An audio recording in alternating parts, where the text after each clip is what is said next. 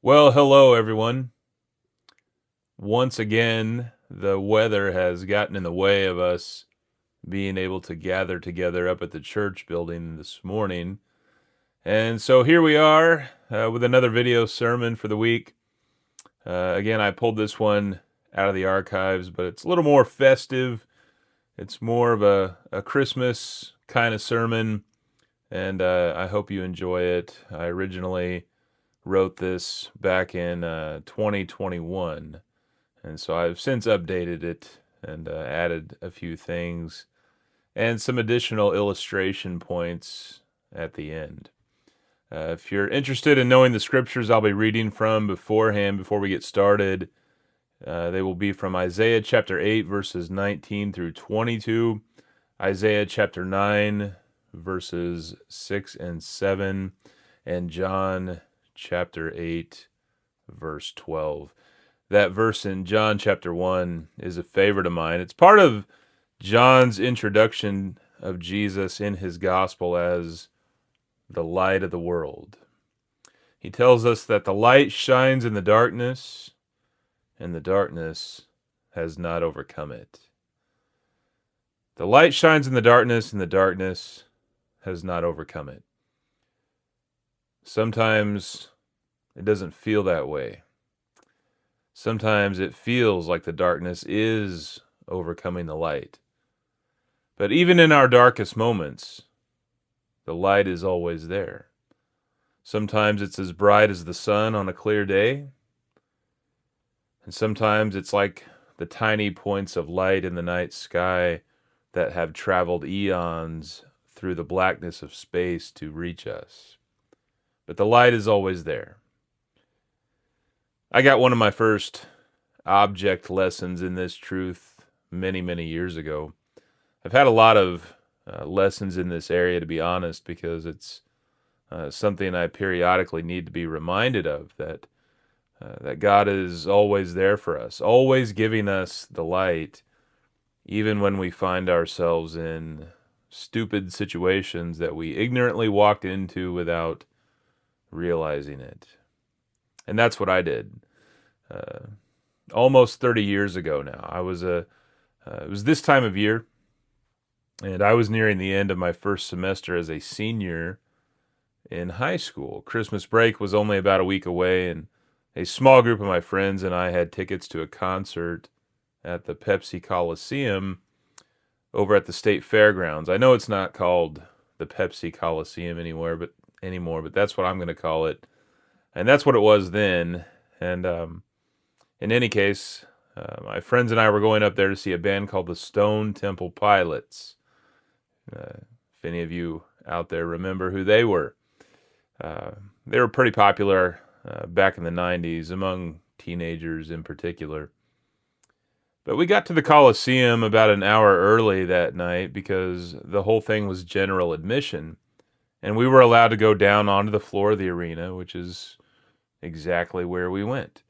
There were no seats there, so we were able to walk all the way up to the front, just about 10 feet or so from the stage, and that's where we waited. We waited for the show to start. Now, the Coliseum, if you're not aware, is basically an ice hockey arena. That's pretty much always been its main function, and so it has that wall going around the perimeter of the floor that all hockey arenas have. I don't know what they call it, but you know what I mean. It's there for containment. The wall is there to keep the game down on the floor because hockey can be a dangerous sport with people and pucks flying all over the place and who knows what. So I was about to find out that night that the arena floor during a concert could be just as dangerous as the arena floor during a hockey game. So anyway, the opening band was kind of dull. I don't remember who exactly they were. I could look at the ticket. Seems like it might have been a band called Local H.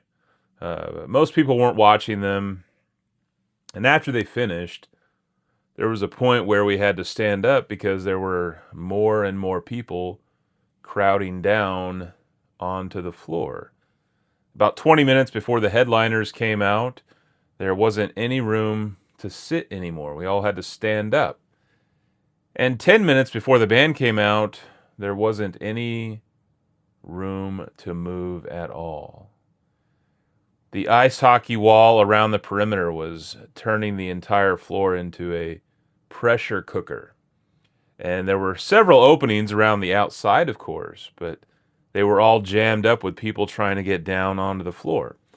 I remember looking up into the stands and thinking how sad it was that there were people who wanted to sit all the way up there so far away when you could theoretically get as close to the stage as possible. Why wouldn't everyone want to be down there where we were? Such is the nature of foolishness. It causes us to make inaccurate judgments about reality and to pity the wrong things and to even scoff at those who are practicing wisdom. And then all the lights went out. We were in complete darkness. It was about that time that I noticed my breathing was getting a lot heavier. I was starting to sweat. I was in a stew of human bodies at the exact center of a cauldron. And I began to be aware of this when the crowd started doing the lean. The lean.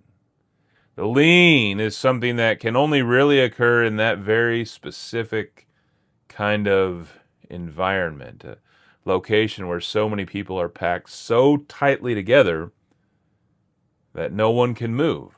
All we could do was lean.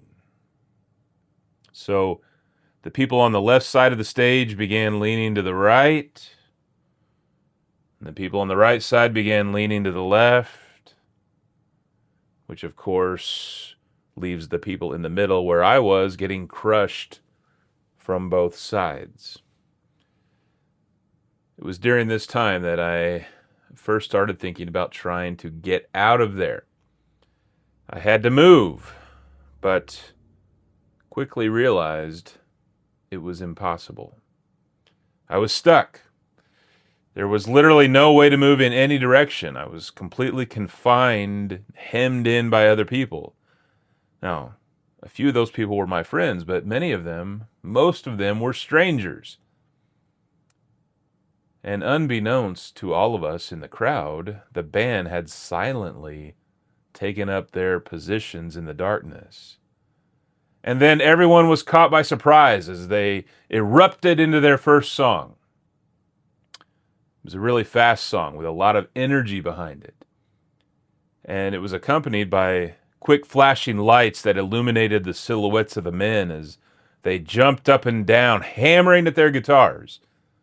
The bass was echoing in my chest cavity, and the drums were so loud I could barely hear the words that Scott Weiland, the lead singer, was screaming into the blackness. On the floor, the explosion of music had caused the center of the cauldron to become a violent, swirling whirlpool of bodies. Where seconds earlier it had been impossible to move in any direction, now it was impossible to stand still. People were slamming into me from all sides. I would be staggering from the momentum of being pushed one way and trying to keep my balance when someone would slam into me from another direction. It was chaos, it was violence, and it didn't stop. The momentum that can be generated in a crowd like that is terrifying, and I was at the complete mercy of it. The first time I fell to the floor, I was picked up by a half dozen hands that I couldn't even see. Thankfully. And that's when my panic turned into real fear, and I decided to make a determined effort to push my way out of there. I couldn't see, but I knew where the stage was, and so I shifted myself in the opposite direction and I lunged forward. But I only made it a couple of yards before I was thrown back, along with everyone else that was trying to do the same thing that I was trying to do. It was just too many people, and they were too tightly packed together, and they could not be breached. and they were pushing me back into the center of the melee. The second time I fell down, my eyes had adjusted enough for me to realize that two of my friends were still right next to me, and they were the ones who helped me back up to my feet this time. But this gave me an idea. It was a desperate idea, but it was all I had left. I had to get out of there or I was going to die. I'd reached that point in my mind where survival was the only goal. If anyone else got in the way of that, it was me or them. So I yelled for my friends to get behind me and push me as hard as they could and not stop. And in this way, we formed a train with myself as the plow on the front of the engine, and we tore a path through the mob. I never played football, but in that moment, I was the best lineman ever. I was William the Refrigerator Perry in his prime. I'm not sure how many people I mauled because I couldn't see most of them, but eventually we got to the wall at the back edge of the arena and groped our way along it until we found one of the openings leading up into the stands. And once out of the mess, I just sat down with all the boring people I had been judging a few minutes earlier. And I caught my breath, and I thanked God for getting me out of that awful situation. I thanked Him for my friends who helped me, and I thanked Him for the light. Without those quick flashes of light popping from the stage, it would have been even harder to get out of there. It would have been impossible to know that my two friends were still there with me. It would have been hard to even know which direction to go. Even that tiny amount of light was everything in that moment of desperation. I was so grateful for it. I was even more grateful when it was time to finally leave. But the greatest relief of all was getting back home that night and returning to my own little corner of the world where all was safe, all was merry, all was bright, as they say. There's so much darkness in the world, and it takes on so many forms. Sometimes we walk into it already blind and not knowing where we are headed.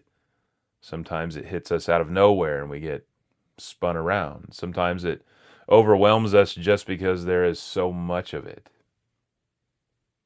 But the light shines in the darkness, and the darkness has not overcome it. Isaiah the prophet knew a thing or two about the darkness of the world. He lived during a time of great darkness in the history of God's people. But even so, one of the great things about his prophecies is how much hope they contain. And how hope is most precious and shines the brightest when it seems like there isn't any. That's when hope is most powerful, when it's most needed. It's not always easy to see that hope in Isaiah's prophecies. There's a lot of disaster and misery, death, and destruction all through the text. But then there's the punctuation points that pop up over and over, here and there. Bright flashes of light shining out from the darkness that he's talking about. It's a reflection of what Israel was experiencing at that time. It was written 700 years before Christ. It was a very gloomy time in their history. Most of the people had turned away from God, and even the people who kept doing the religious requirements of the law were doing so mechanically, without sincerity. They were honoring God with their words, but their hearts were far from Him, as Isaiah said. So God sent prophets to them, prophets like Isaiah, to get their attention, to pull them back from the devastation they were walking into. But they still wouldn't listen. So God gave them over to their enemies. Gentle correction was not getting through to them, so a heavier hand of discipline was needed. And this discipline came in the form of an empire that was situated to the north of Israel, an empire called Assyria. And the Assyrians were an exceedingly brutal people. These were the people who invented crucifixion. The Romans perfected it centuries later, but the Assyrians were the ones who first thought it up in their minds. They made an art form out of torture. Their entire culture was built on conquest, slavery, and violence in a way that we can barely comprehend. Things that we don't even want to talk about were normal for them. And for 10 years, the Assyrian army worked its way south, marching through the nation of Israel, devouring up one town, one village, one city after another, leaving nothing but fire and dust and garbage behind them, along with dead bodies as they went, as they marched. And then shipping those they spared back home as slaves. For a decade, they did this. And Isaiah's early prophecies were made during that time. He was one of the few people that was listening to God, so God spoke to him a lot, and God told him all the things he wanted to say to everybody who wasn't listening. He poured his light out into the mind of Isaiah and gave him the ability to capture that light into words that he then wrote down.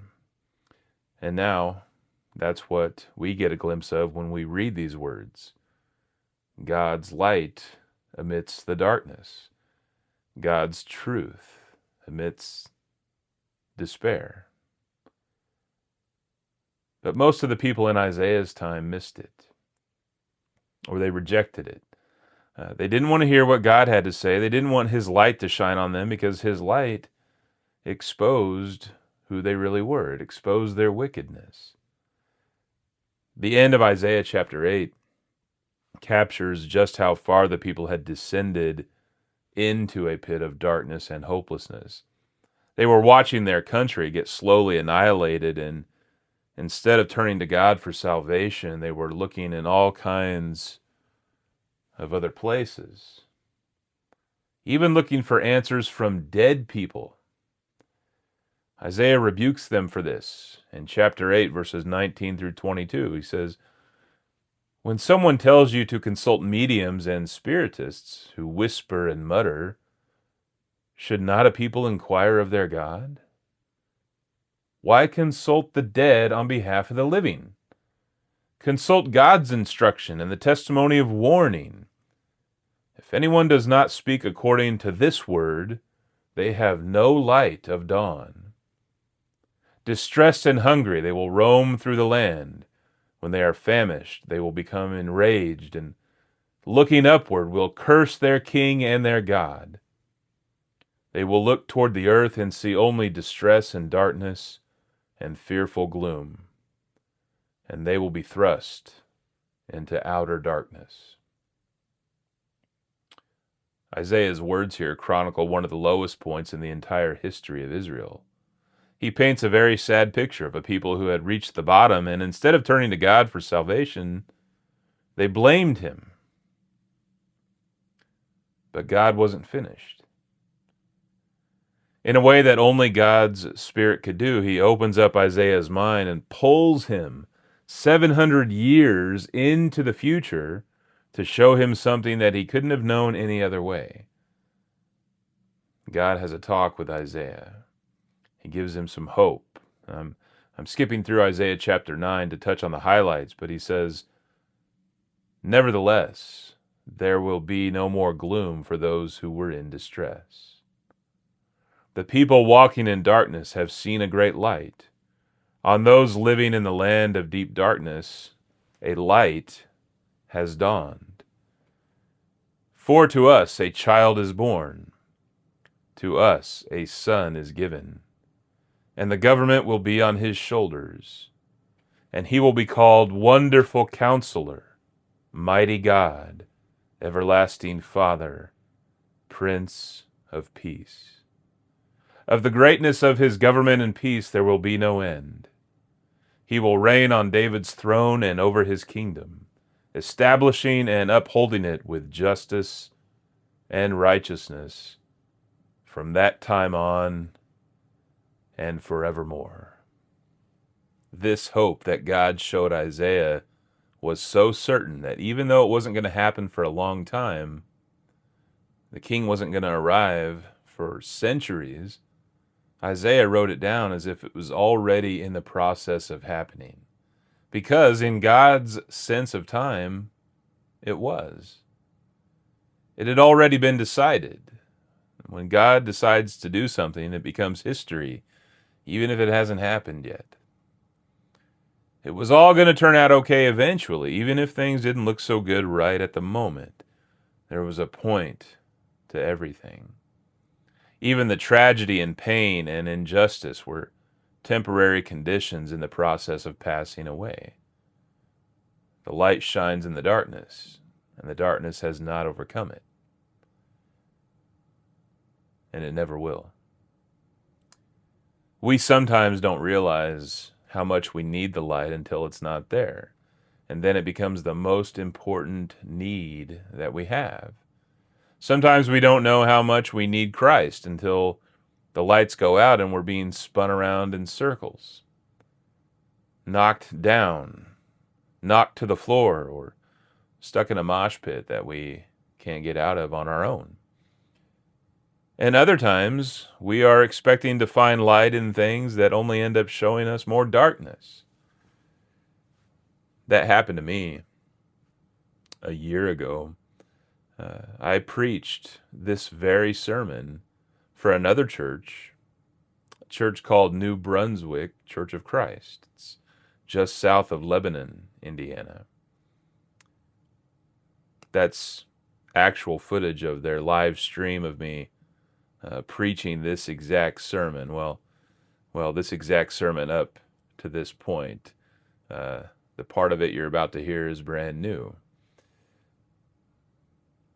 My wife and I went through about a 2-year period when we were first married where we were testing the calling that I've had to Daily Chapel for the last 10 years, 8 years at that time.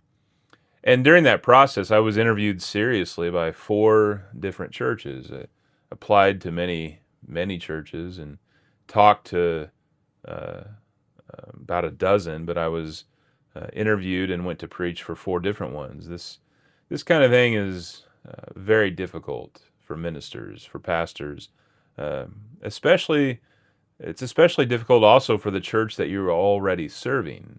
These are delicate situations, but nothing was hidden. I talked to the people in my church about this, so it was all out in the open. They knew that we were kind of going through this process, and nothing ever worked out, which we attribute ultimately to God's will. He wanted us to stay where we are.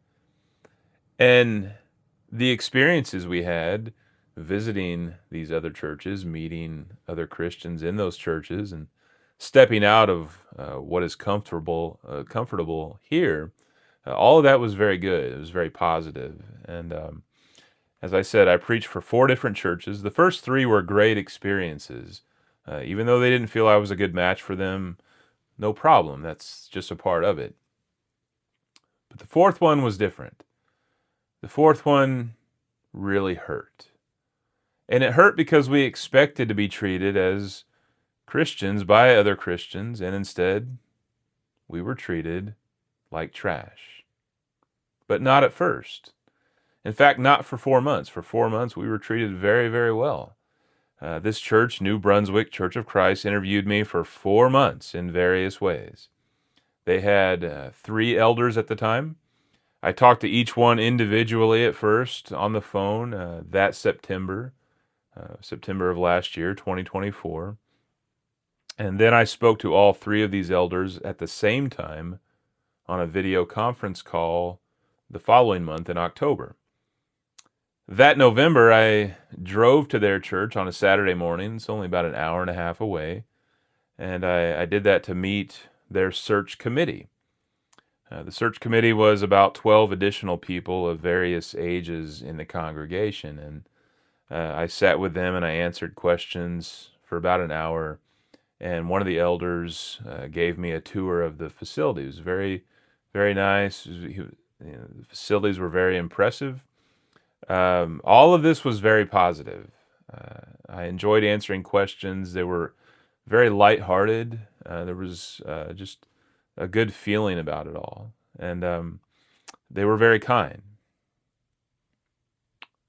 The next month, this would be December 1st of 2024, I preached a sermon for them. This sermon. And he is a candidate to be our minister here in New Brunswick. So please welcome him and give him your full devotion and attention here this morning. Thank you.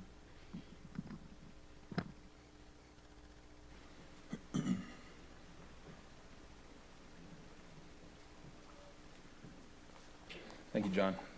And then I had lunch afterwards with the elders, the search committee, and now their families. So the group of people I was meeting was getting larger. And the week after that, one of the elders that I'd started to get close to, the one that was in contact with me pretty regularly, his name's John Clausen, he made a surprise visit to our church, to Daily Chapel, second week of December. It was completely unexpected and unannounced, which is something that is considered to be a little bit rude to do that, by the way. I've never heard of anyone making a surprise visit to a minister candidate. Usually you let them know that this is going to happen. But we just rolled with it. You know, what can you really say?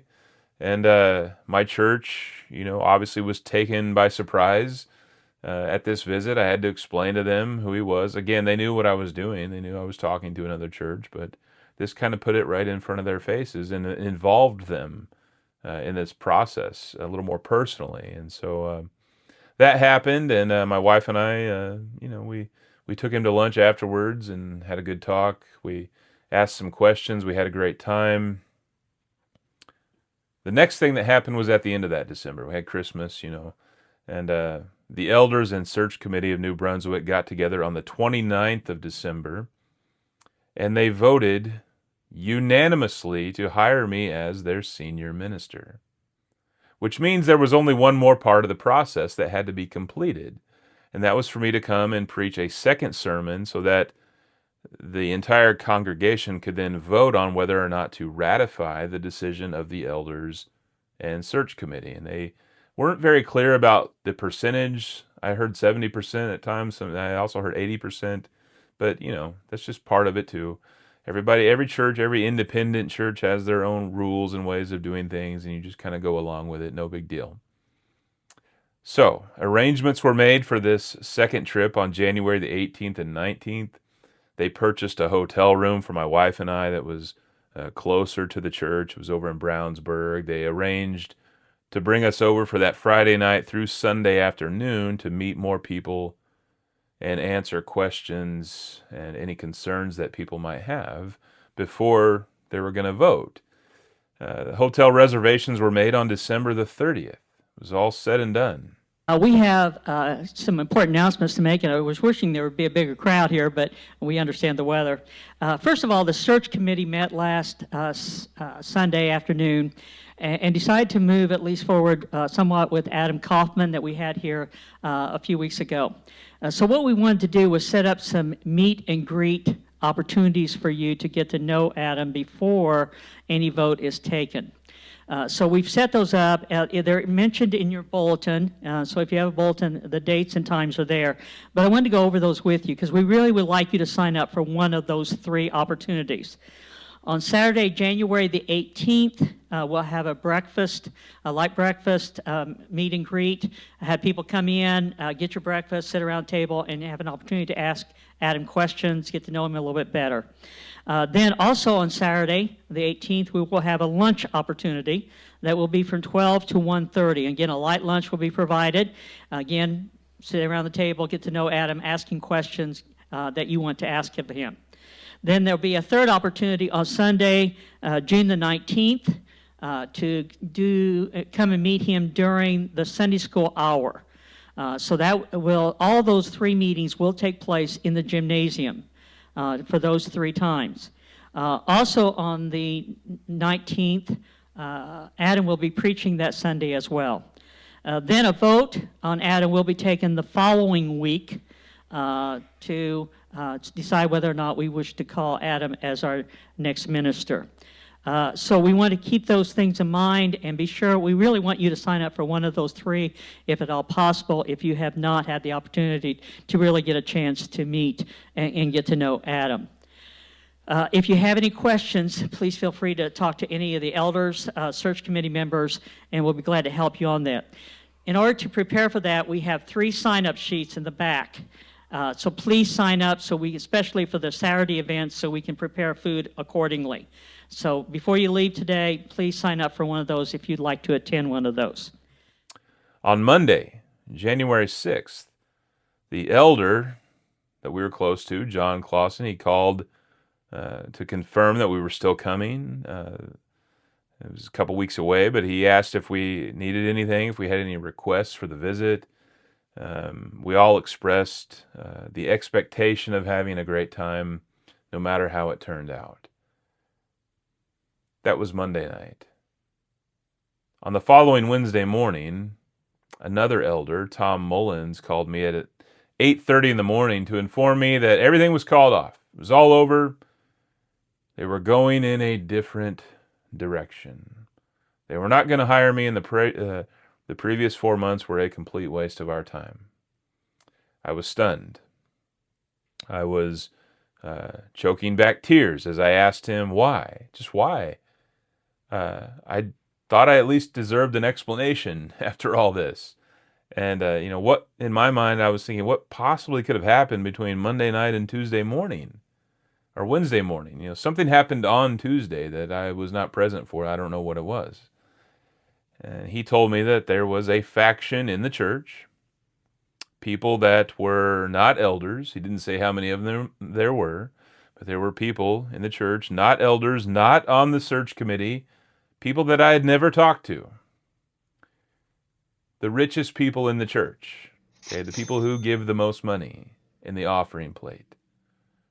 They said that they didn't like the way I looked, that I was too fat.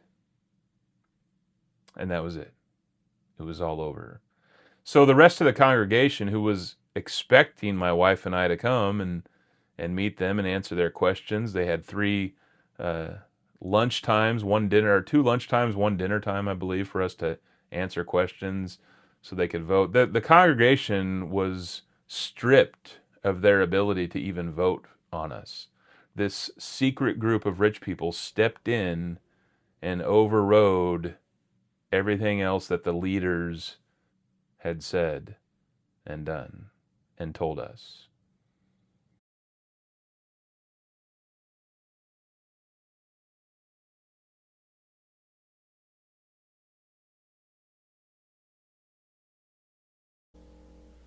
At this time, I'll let John go ahead. So the elders met this week, and we want to let you know of a decision that we came to. Adam Kaufman is no longer a candidate to become our next minister. And so that means that Adam will not come and guest preach next Sunday, and there will be no vote for him to be our minister. We continue to pray that God will lead us to the right man, and we are looking for the right match, the right fit for this congregation. And so we have a list of resumes that we've received in the last 8 or 10 weeks that we've not considered. And so when Tom returns from Florida, we'll begin reviewing those and screening. I hung up the phone with Tom and gathered myself a little bit for about an hour, and I called the other elder that we were close to, John Clausen, and he confirmed what Tom had said, that they didn't like the way I looked. And keep in mind, they'd seen me. They could have said any of this at any point the 4 months before. They knew what I looked like. I'd been there. They could have decided this at any point up before they made the vote to hire us and have us come over, and it would have been fine. But this was not fine. It was not okay, and it really hurt. And they didn't like when I pressed him a little bit further. They didn't like that Daily Chapel was so small. Actually, it doesn't really matter. But their church wasn't that much bigger. They boasted that it was 100 people, but, well, when you go and actually see what's there, Actually, it was more like 50. You get the idea. The point of me telling you all of this is that it hurts when the church doesn't meet our expectations. It hurts when we think we're walking into a place of light and we're actually walking into a place of darkness. And as I said at the beginning of this message, there's a lot of darkness out there, and it takes on many, many forms, and unfortunately, a lot of it is in the church, big C, today. A lot of people out there have been hurt by the church, hurt by other Christians. If that's you, then I want you to know that's me too. But Jesus says, I am the light of the world. Whoever follows me will never walk in darkness, but will have the light of life. Jesus is always there. So this is what I had to say to conclude the message this morning. There may be some of you out there who've never really followed Christ. Maybe you've never looked to him as the light of life. Some of you have looked to him as the light. Some of you have followed him, and yet you are flirting with the dark and losing sight of him and stumbling along blindly. Sometimes we all stumble in the dark. Some of you, no doubt, feel like the dark is overtaking you. Maybe through depression or anxiety or grief, loss, the worries about living life. We all feel that way sometimes. And some of you are like warriors, and you're fighting the darkness with everything that God has given you to do. But you still get tired sometimes, and sometimes you feel like it's too much and there's no point. To those of you who have never looked to him as the light of life, I would simply say that he is real. He is there. He's more real than any other kind of light that we see by. If you're not so sure, ask him. Ask him and see what happens. Read the Gospels. Listen to what he says through the words while you do. I guarantee he will speak to you through those pages. To those of you stumbling in the darkness, whether you know it or not, Christ is speaking to you in some way right now. He's showing you the right path to take right now. Don't be afraid to take it. Don't let the crowd push you in the direction of the many. Choose the straight and narrow path, and Christ will never leave you to walk it alone. To those who are the warriors fighting the good fight with all that you have, keep fighting. You are not alone. All the armies of heaven are behind you. You're right where you're supposed to be, where all of us are supposed to be, challenging the darkness with the light that God has given us to shine into it. To those of you feeling like life is too much, must be Blue Guys. He's feeling a little down right now. He's had a rough couple of days.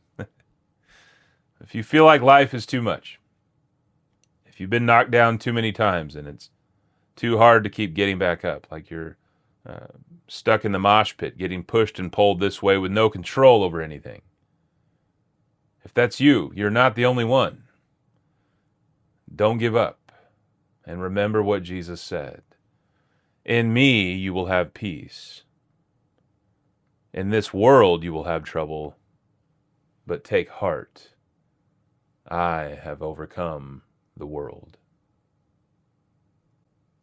Dear Heavenly Father, we thank you for your word. We come before you today during this Christmas season to thank you for entering the world so long ago, for getting down on our level as human beings, for understanding what we go through, and for giving us the light we need to survive in this life and beyond.